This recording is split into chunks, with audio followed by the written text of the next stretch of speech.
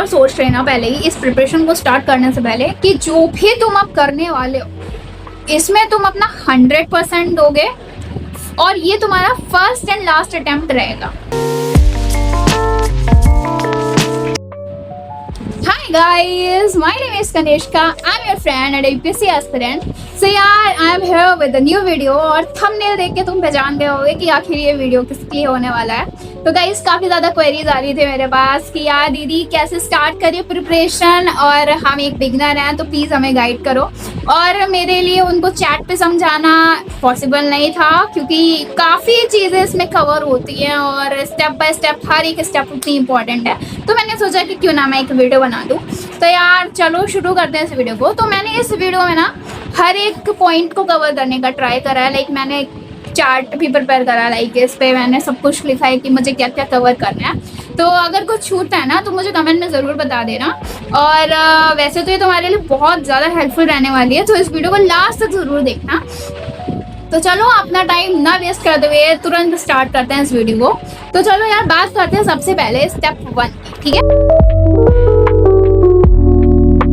तो हमारा स्टेप 1 होने वाला है, लाइक हम पहले जिस एग्जाम के लिए प्रिपेयर कर रहे हैं, तुम यहाँ बैठे हो ना जिस रेस में, अभी वो रेस को दौड़ने से पहले ये तो समझो आखिर हमारी एंडिंग लाइन कहाँ पर है, राइट। यानी कि उस प्रोसेस में तुम्हें करना क्या क्या है और ये एक्चुअली तुमसे डिमांड क्या करता है। तो वैसे ये यूपीएससी तुमसे डिमांड क्या करते हैं हम उसको समझते हैं। तो यार देखो, ये जो यूपीएससी का प्रोसेस है ये 3 स्टेजेस में डिवाइडेड रहता है। पहला जो स्टेज है इसका वो होता है प्रीलिम्स का, ठीक है। प्रीलिम्स में खुद में ये 2 पेपर रहते हैं, एक रहता है जीएस का और दूसरा रहता है सीसेट का, ठीक है। सीसेट क्वालिफाइंग नेचर होता है और दोनों के ही आप देखोगे तो मार्क्स जो हैं वो आपके जो फाइनल लिस्ट निकलती है, मार्कशीट जो फाइनल होती है उसमें इंक्लूड नहीं होते हैं ये मार्क्स। जो मेन एग्जाम रहता है दैट इज मेंस का एग्जाम, जिसके मार्क्स से तुम्हारी ओवरऑल कट ऑफ जो है वो बनती है ना। तो यार गाइस, थर्ड स्टेज जो है उसमें आपने क्या देना रहता है, इंटरव्यू, जिसको हम पर्सनालिटी टेस्ट भी बोलते हैं। वहाँ पे आपके जो मेंबर्स रहते हैं यूपीएससी के, वो क्या करते हैं, आपकी पर्सनालिटी को टेस्ट करते हैं, आर्टिकुलेशन को टेस्ट करते हैं, वो आपकी अवेयरनेस को टेस्ट करते हैं। तो गाइस ये रहता है हमारा थर्ड लास्ट स्टेज, ठीक है। तो अगर आप इन तीनों स्टेज में आगे निकल जाते हो तो फाइनली आप एक अच्छी रैंक अगर अचीव करते हो तो गाइस अगर आप ये स्टेप समझ गए हो तो हम अब पढ़ेंगे नेक्स्ट स्टेप। नेक्स्ट स्टेप क्या है भाई, अब तुम जाओ भागते हुए और लेके आओ कुछ हार्ड कॉपी सिलेबस की। हाँ गाइस, अब तुमने क्या चाहिए सिलेबस की हार्ड कॉपीज। अब तुम्हारे अंदर क्वेश्चन आएगा, दीदी ये सिलेबस कहाँ से लाऊं मैं। तो यार अगर तुम ऑथेंटिकेटेड चाहिए ना सिलेबस, तो तुम पहले तो जा सकते हो यूपीएससी के वेबसाइट पे और वहाँ पे तुम्हें सिलेबस मिल जाएगा, जो कि मतलब उन्होंने ही हमें प्रोवाइड करा है, ठीक है। बिल्कुल ऑथेंटिकेटेड है क्योंकि उन्हीं के वेबसाइट से मिल रहा है, तो आप वो डाउनलोड करके उसका प्रिंट आउट निकालोगे, ठीक। दूसरा मेथड, लेकिन आप एक चीज़ हाँ नोटिस करोगे, जब उनके सिलेबस में वो उतना डिटेल्ड नहीं रहेगा, ठीक है। तो मैंने क्या करा था, मैंने उसका सिलेबस निकलवाया, फिर मैंने दृष्टि आईएएस की थी एक वेबसाइट लाइक है, तो उससे मैंने वहाँ से भी सिलेबस थोड़ा सा देखा था उसका। तो यार सिलेबस उसका काफ़ी डिटेल था, टॉपिक वाइज था, मैं आपको दिखाऊंगी अभी।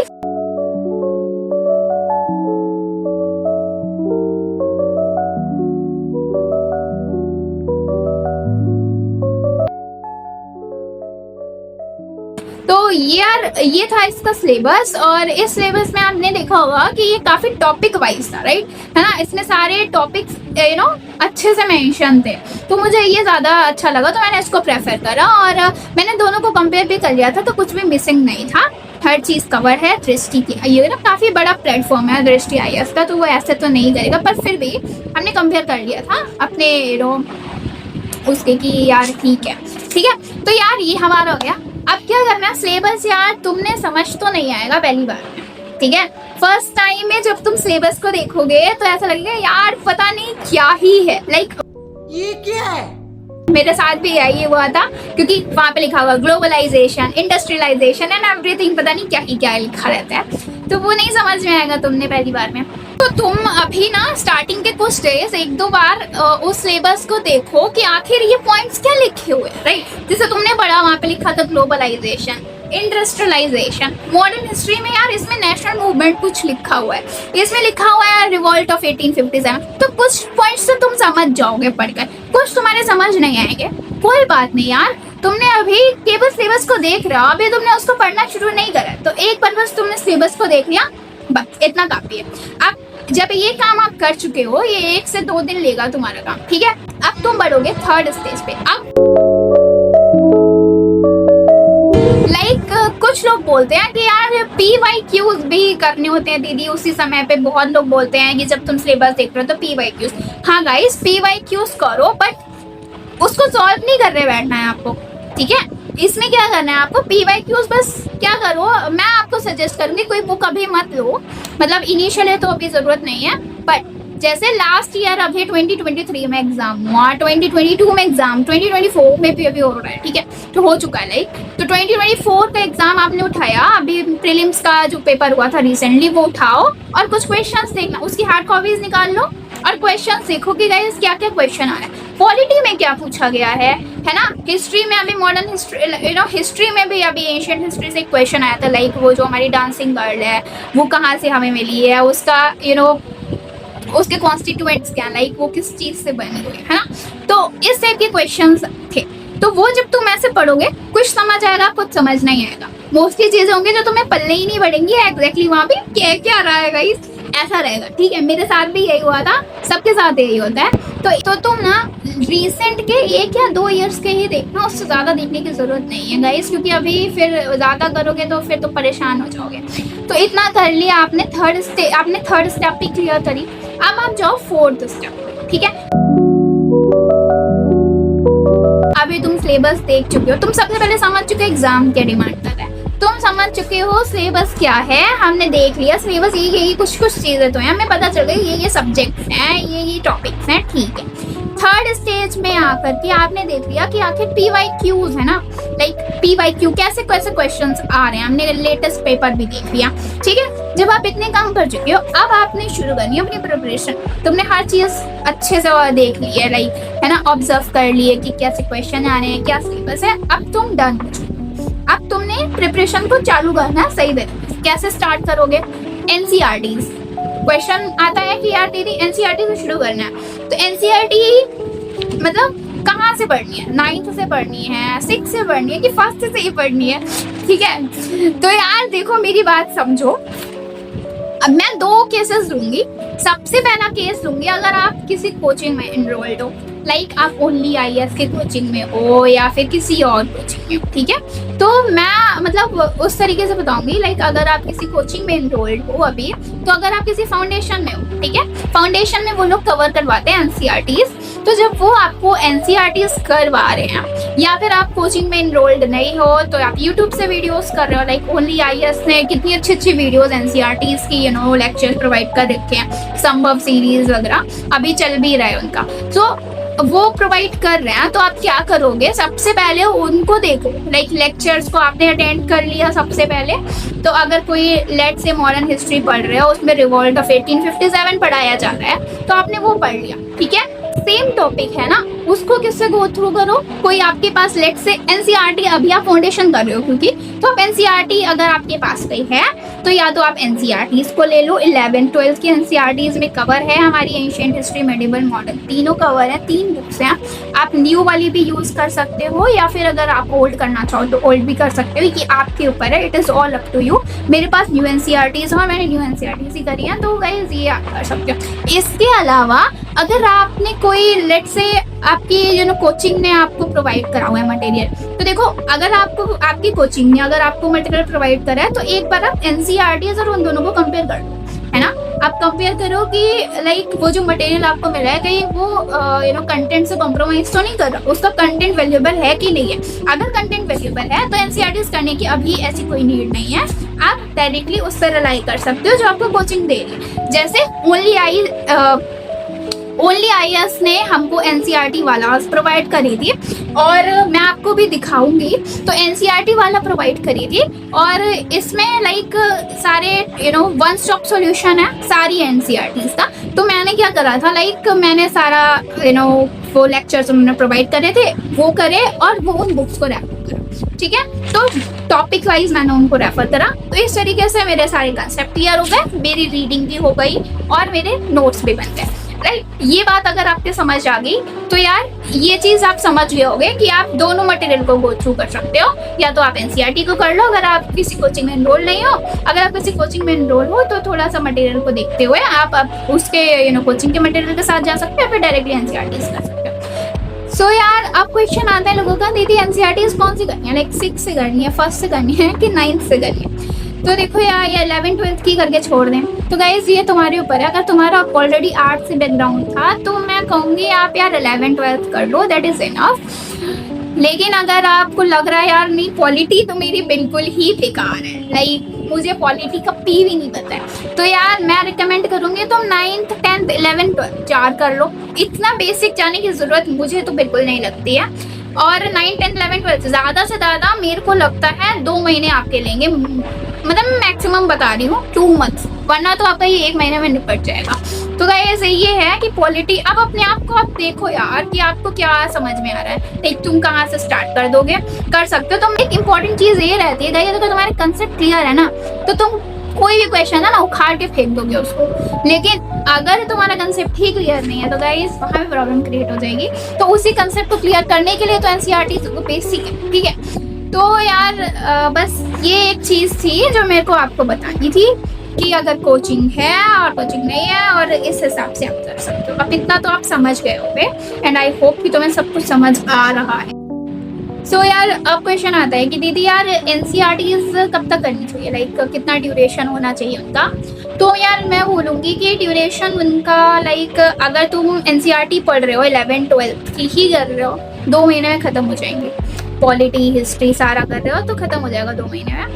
लेकिन अगर तुम 9th 10th सब कर रहे हो तो 3 महीने ज़्यादा से ज़्यादा लगेंगे, सारी एनसीईआरटीज कंप्लीट हो जाएंगी, लेक्चर्स कंप्लीट हो जाएंगे। तो बस ये था हमारा। और बाकी आगे बढ़ते हैं अब हम स्टेप 5 पे, ठीक है। स्टेप 5 यार अब हमने कर ली एनसीईआरटीज, अब हम जाएंगे स्टैंडर्ड बुक्स पे, ठीक है। तो यार स्टैंडर्ड बुक्स पे यार अब आप देखो लाइक स्टैंडर्ड बुक्स अगर आप अगेन वही 2 चीज़ें आती हैं। कोचिंग अगर आपने कर इनरोल्ड हो, कोचिंग का मटेरियल प्रोवाइड कर रहे हैं तो आप उनके मटेरियल पर रिलाई कर सकते हो अगर वो वैल्यूएबल है तो। वरना अदर और बुक्स आती हैं जैसे कि लक्ष्मीकांत हो गई, RS शर्मा हो गई और ब्ला ब्ला ब्ला। पर्सनली बताऊं मैं कोई भी बुक ऐसी मार्केट से मैंने ऐसे कुछ नहीं स्टैंडर्ड खरीद रखी है, क्योंकि मैंने ना कंपेयर भी करा। लाइक लक्ष्मीकांत मेरे पास है पॉलिटी की, मेरे पास ओनली IS की बुक है पॉलिटी की, मैंने दोनों को कंपेयर कराया गाइस। लक्ष्मीकांत में सिर्फ थ्योरी है, लाइक मैं बुराई नहीं कर रही हूँ बट हाँ अच्छी बुक है, उसमें सिर्फ थ्योरी लिखी हुई है। और जो PW ओनली IS की बुक है उसमें आपको केसेस भी मिल रहे हैं, ठीक है। इसमें केसेस है ही नहीं, इसमें केसेस भी मिल रहे हैं। तो जब आपने केसेस वहाँ मिल रहे हैं तो मुझे तो भाई PW ओनली IS का कंटेंट ज़्यादा वैल्यूएबल लग रहा था, तो मैं तो उसे फॉलो कर रही हूँ। और बाकी बात रही लक्ष्मीकांत की तो यार उसे भी लास्ट में हम फॉलो करेंगे, लास्ट में जब हमारा ये कंप्लीट होगा ना पॉलिटी तो एक उसको गो थ्रू कर लूँगी मैं। तो ये मेरी स्ट्रेटजी थी। स्टैंडर्ड जो बुक स्टैंडर्ड कोर्स जब आप कर रहे हो तो मुझे लगता है एटलीस्ट आपको 8 महीने लगेंगे हर एक सब्जेक्ट को कवर करने के लिए, ठीक है। तो यार ये हो गया तुम्हारा। अब बात रहती है यार क्वेश्चन पूछते हैं ऑप्शनल कब स्टार्ट करना है। तो यार सबसे पहले तुमने जब एनसीईआरटीज करनी तुम्हें फ्लेवर मिल गया सारे सब्जेक्ट्स का कि यार तुमने जब फाउंडेशन बिल्ड करा तुम्हें सारे सब्जेक्ट इकोनॉमिक्स पता चल गई, यार हिस्ट्री पता चली, सब पता चल गया। अब तुम यहाँ से अपना ऑप्शनल डिसाइड कर सकते हो कि यार क्या अच्छा लग रहा है, किसके इंटरेस्टिंग लग रहा है, तो बस अपना ऑप्शनल चूज कर लो। जब स्टैंडर्ड स्टार्ट कर लिया ना उसके 1-2 महीने बाद अपना ऑप्शनल स्टार्ट कर दो, ठीक है। तो यार ये हो गया तुम्हारा ऑप्शनल का भी। ऑप्शनल अपने इंटरेस्ट के बेस्ड पे लेना, इस बेसिस पे मत लेना कि कौन सा ज़्यादा है ना। लोग बहुत दिमाग लगाते हैं, इससे मार्क्स आ रहे हैं उससे मार्क्स आ रहे हैं, गाइस ऐसा कुछ भी नहीं होता है। ये सब और सब तुम्हारे इंटरेस्ट पे डिपेंड करता है। अगर ना कोई भी चीज़ में तुम परफेक्ट हो, लाइक परफेक्ट किसी चीज़ में नहीं हो सकता, लेकिन अगर तुम उसमें 99 या 98% भी परफेक्ट हो गए तुम्हें पता है वो तुम्हें लाइक इतना ऊपर ले जा सकती है, तुम्हारी मार्क्स इतने इंक्रीज कर सकती है आप सोच नहीं सकते हो। फिर वो चाहे कोई भी सब्जेक्ट हो, फिर वो हिस्ट्री ही क्यों ना होगा, इसमें वो ले जाता है। और हिस्ट्री में भी बहुत अच्छे मार्क्स आते हैं लोगों के। ठीक है, काफी टॉपर्स निकलते हैं। सो यार नेक्स्ट पॉइंट आता है, तो अब तुम ना एक चीज और सोच रहे ना पहले ही इस प्रिपरेशन को स्टार्ट करने से पहले, कि जो भी तुम अब करने वाले हो इसमें तुम अपना 100% दोगे और ये तुम्हारा फर्स्ट एंड लास्ट अटेम्प्ट रहेगा। इस चीज को अपने माइंड में अच्छे से बिठा लेना, तभी इस प्रिपरेशन को करना। वरना बेटा बस अपना आप सिर्फ और सिर्फ अपना टाइम वेस्ट करने वाले हो इस प्रिपरेशन में, ठीक है। तो यार मैं बात कर रही थी करंट अफेयर्स। करंट अफेयर्स के लिए यार सबसे पहले ये डिसाइड कर लो कि तुम कितना टाइम के लिए प्रिपेयर करना चाहते हो। लाइक अभी तुम्हारा 2027 में अटेम्प्ट है, 2028 में, लाइक 2025 अब खत्म ही होने वाला है, 26, 27 राइट, कितना टाइम ही है भाई। 27 में तो एग्जाम लिखना है, एक साल ही मान के चलते हैं, बिकॉज बाकी तो प्रीलिम्स की preparation, mock test and everything, उन सब में टाइम जाने वाला है। तो गाइस एक साल सिर्फ, ठीक है। तो उस एक साल में प्रिपरेशन करनी है तो उसके अकॉर्डिंग अरेंज करो। और जब तुम्हारा जैसे जैसे ड्यूरेशन टाइम लैप्स जो है तुम्हारे पेपर का और तुम्हारे प्रिपरेशन का, वो जितना कम होगा उतना इनपुट तुम्हें देना ही पड़ेगा गाइस, ठीक है। और उतना ही तुम्हारा एनसीईआरटी फाउंडेशन का टाइम भी कम हो जाएगा, उतना फिर स्टैंडर्ड के लिए भी कम हो जाएगा। तो गाइस ये रहेगा। तो करंट अफेयर्स अगर मान लेते हैं 2027 में अटेम्प्ट देना है तो करंट अफेयर्स तो बेटा स्टार्ट करना ही पड़ेगा, ठीक है। नोट्स भी बनाने पड़ेंगे, हर चीज़ करनी पड़ेगी। अब बात करते हैं अगर 2028 में करंट अफेयर्स, लाइक 2028 में एग्जाम देना है, तो अगर तुम्हें 2028 में एग्जाम देना है तो अभी अगर 2025 चल रहा है, खत्म हो रहा है, 26, 27, 28, लाइक अभी तुम्हें एक चीज़ पता होगी कि करंट अफेयर्स के लिए लगभग 1.5 साल का रहता है, करंट अफेयर्स आता है उसमें एग्जाम में। तो तुम अभी से क्या कर सकते हो, थोड़ी प्रैक्टिस करना स्टार्ट कर सकते हो। लाइक तुम्हें हैबिट भी बनानी पड़ेगी, एकदम से हैबिट नहीं बनेगी गाइस। अभी तुम्हें धीरे धीरे हैबिट भी बनानी पड़ेगी कि कैसे कैसे आप करंट अफेयर्स के लिए समझना पड़ेगा। पहले एनसीईआरटी करना, उसके बाद ही करंट अफेयर्स शुरू करना, वरना फिर तो तुम्हें कुछ समझ नहीं आएगा। लाइक मेरे साथ यही हुआ था, मैंने पता क्या करा था, एनसीईआरटी के साथ साथ शुरू कर दिया। मेरे कुछ समझ नहीं आ रहा, न्यूज़पेपर आता था, घर में पड़ा रहता था और एट लास्ट उसको बेच दिया जाता था रद्दी में। तो गाइस ये तो मत करना, और पैसे अलग जाते थे, मैं ही देती थी। तो मेरे को तो पता है गाइस, मतलब मेरा बहुत नुकसान हुआ है। तो लाइक 250 रुपये तो गए हैं, बट कोई बात नहीं, 250 बहुत होते हैं, तो वो काम मत करना। तो यार उसकी जगह पे तुम क्या कर सकते हो, अगर तुम एनसीईआरटी कर रहे हो उसके साथ साथ तुम एक ये काम कर लो कि एडिटोरियल जो वीडियोस आते हैं उनको आप कर सकते हो। डेली एनालिसिस की वीडियोस आती है, हाफ एन आवर और 1 घंटे की आती हैं, तो वो तुम कर सकते हो। नोट्स बनाने की ऐसी कुछ खास जरूरत है नहीं अभी। तो तुम क्या कर सकते हो कि, तो गाइस जैसे मान लीजिए करंट अफेयर्स में कोई बात चल रही है, वक्फ की आ गई है ना, या फिर और भी कोई ऐसे टॉपिक्स आ गए, तो यार जब ऐसे टॉपिक्स आए ना तो उनके बारे में जस्ट लिख लो। जैसे मान लो किसी एक नेशनल डे पे बात आ गई, किसी इंटरनेशनल डे के बारे में कुछ बताने, कोई ऐसा फैक्ट आ गया, तो यार बस उसको ना एक पेपर ऐसे बना लो, एक नोटबुक छोटी सी, उस पर आपने बस उस टॉपिक को लिखते रहना है। सो दैट तुम्हारी नॉलेज ग्रोथ है ना, उसकी भी ग्रोथ होती रहेगी, एडिशनल चीज़ें भी आपके है ना, चीज़ें इंट्रोड्यूस होती रहेंगी, तो आप उनसे क्या रहोगे, कनेक्टेड रहोगे, ठीक है। इतनी बात समझ में आ गई आपको। लेकिन अगर आप 2027 के लिए प्रिपेयर कर रहे हो तो यार फिर आपको करना पड़ना, अब तो कर देना चाहिए current affairs start. So now अब हम आगे बढ़ते हैं विद द 6 हो गया ना हमारा स्टेप। लाइक अब हम स्टार्ट करते हैं 7th स्टेप। 7th स्टेप हमारा रहने वाला है आंसर राइटिंग का। तो यार गाइस क्वेश्चन लोग पूछ रहे हैं कि यार दीदी आंसर राइटिंग कब से करनी चाहिए। तो देखो जब तुम्हारी एनसीईआरटीज हो गई तुम्हें सिर्फ फ्लेवर आ गया सबका, तो अब जब तुमने स्टैंडर्ड शुरू कर दिया तो गाइस एक चीज ध्यान रखना, आंसर राइटिंग एक बार में किसी से भी अच्छी नहीं होगी, मुझसे भी नहीं होती है। तो आंसर राइटिंग तो तुम तब स्टार्ट करो जब एटलीस्ट तुम्हें ऐसा लगे कि हाँ तुम्हें समझ में आ रहा है। तो आंसर राइटिंग तो तुम तब स्टार्ट करो लाइक तुम्हें ऐसा लगने लगे कि तुम अब थोड़ा कंटेंट रिच हो गए, लाइक तुम्हें थोड़ा थोड़ा अच्छे से कंटेंट याद रह रहा है, तो तुम आंसर राइटिंग करना स्टार्ट कर सकते हो, ठीक है। और बाकी अगर कुछ और डाउट रहे तो बताना आंसर राइटिंग कैसे शुरू करनी है। तो यार देखो धीरे धीरे शुरू करोगे तो सीख जाओगे। अभी भी जैसे कि अगर तुम एनसीईआरटी पढ़ रहे हो, तुम कुछ लिखना चाहते हो, तो एनसीईआरटी के लास्ट में आपने देखा होगा एक्सरसाइजेस लिखी होती हैं, तो तुम उन एक्सरसाइजेस पे क्वेश्चंस जो होते हैं एक्सरसाइजेस के जो क्वेश्चन होते हैं उनको लिखना स्टार्ट कर दो। वो भी एक अच्छा तरीका है, जिससे तुम्हारा फ्लो मेंटेन होगा और फिर तुम जल्द ही करना स्टार्ट कर दोगे। ठीक है, अब हम आगे बढ़ते हैं नेक्स्ट स्टेप पे, 8th स्टेप। तो यार अगर तुमने अब नोट्स बनाने हैं तो तुम्हें अगर इससे डील करना है ना, तो इस प्रोसेस को सीख लो। सबसे पहले तुम अगर, अभी मैं ये अज्यूम कर रही हूँ कि सब लेक्चर्स कर रहे हो, यूट्यूब से कर रहे हो या फिर किसी और प्लेटफॉर्म से, तो सबसे पहले लेट्स से तुम पार्लियामेंट कवर कर रहे हो और सर ने तुम्हें पढ़ाया है पार्लियामेंट, ठीक है, लेक्चर में या फिर जो भी तुम ऑफलाइन पढ़ रहे हो, जो भी, ठीक है। तो तुमने वो कवर कर लिया। वो कवर करने के समय पे सर ने क्या बनवाए होंगे, रनिंग नोट्स बनवाए होंगे ऑब्वियसली, या डिक्टेशन करवाई होगी, जो भी करवाए हो।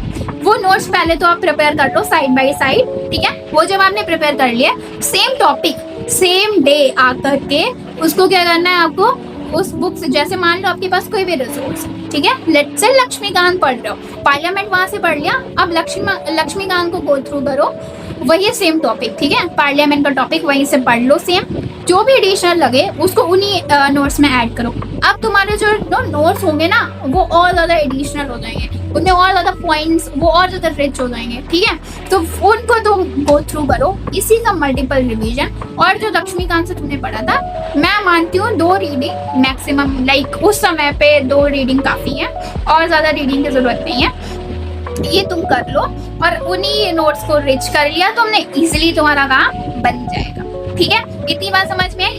अब देखो, अब लोग क्या कहेंगे, लाइक शॉर्ट नोट्स कब बनाने हैं, तो यार शॉर्ट नोट्स जो है काफ़ी मतलब बहुत अच्छा, मुझे तो वो सबसे बेस्ट स्टेप लगता है। अगर तुम्हें अपनी पढ़ाई को और ज़्यादा प्रोडक्टिव करना है तो शॉर्ट नोट्स तो ज़रूर बनाना है टास्क, पर ये तुम्हें बनाने का में ये इसका भी मतलब इस चीज़ को जानना भी बहुत ज़रूरी है। जैसे मान लो आपने अभी एक बार ही पढ़ा है, लाइक लेक्चर कर लिया, एक ही बार रिवाइज करा है, और रिवीजन भी ये ध्यान रखना, रिवीजन तुम कब करोगे, नेक्स्ट टॉपिक हमारा रिवीजन का ही है, हम इसी पे बात करेंगे। लेट्स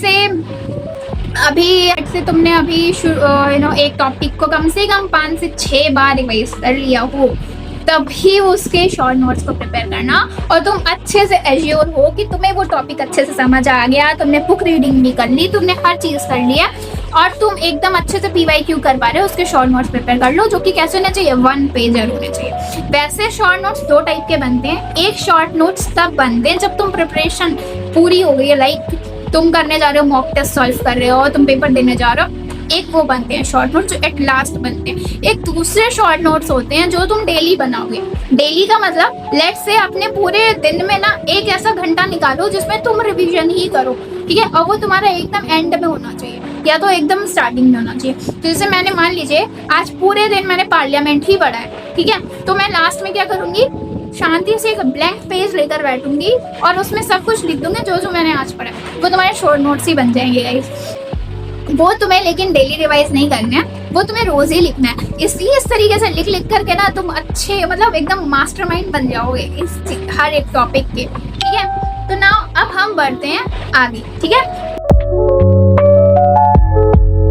नेक्स्ट टॉपिक हमारा है रिवीजन। अब रिवीजन कैसे करना है, तो गाइस यार एक चीज ध्यान रखना, जैसे मान लो आज तुमने लेक्चर करा और तुमने पढ़ा लेट्स सपोज सेलिएंट फीचर्स, ठीक है, ऑफ कॉन्स्टिट्यूशन। तो तुमने कॉन्स्टिट्यूशन के सेलिएंट फीचर्स पढ़े या फिर फंडामेंटल राइट्स पढ़े, लेट्स से हमने आज फंडामेंटल राइट्स पढ़ा, तो हम क्या करेंगे कल, ठीक है, लेट्स से आज हमने फंडामेंटल राइट्स पढ़ा है, आर्टिकल 20 से 21 पढ़ा, ठीक है। तो नेक्स्ट डे जब हम नेक्स्ट आर्टिकल कवर करेंगे, उससे पहले हम पिछले जो भी आर्टिकल्स हमने पढ़े वो सब लास्ट डे जो हमने पढ़ा था उसी को रिवाइज। ये स्टेप फॉलो करने से ना तुम्हारे जो चीज़ों को याद रखने की कैपेसिटी है ना वो और ज़्यादा बढ़ जाएगी, तुम्हारी रिटेंशन बढ़ जाएगी, ठीक है। तुम चीज़ों को अच्छे से रिकॉल कर पाओगे सही टाइम पर, जब भी हम नहीं कर पाते हैं तो इस चीज़ में काफ़ी स्ट्रॉन्ग हो जाओगे।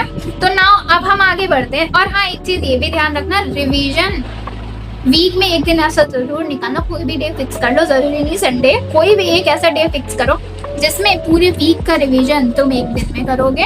या फिर आप ये भी कर सकते हो कि लाइक तुमने कोई सब्जेक्ट कंप्लीट कर दिया था इससे पहले, लेट्स से तुमने कंप्लीट कर दिया एशियन हिस्ट्री, तो एशियन हिस्ट्री का chapter 2 1-2 chapter daily revise, like every week तुम वीकेंड पे रिवाइज कर लो, ठीक है। इतनी बात समझ में आ गई होगी। तो यार चलो आगे बढ़ते हैं हमारे लास्ट स्टेप पे, और ये लास्ट स्टेप होने वाला है हमारा कि दीदी कितने घंटे पढ़े हम। तो यार ये भी काफ़ी कॉमन डाउट रहता है कि हमें कितने घंटे पढ़ना चाहिए।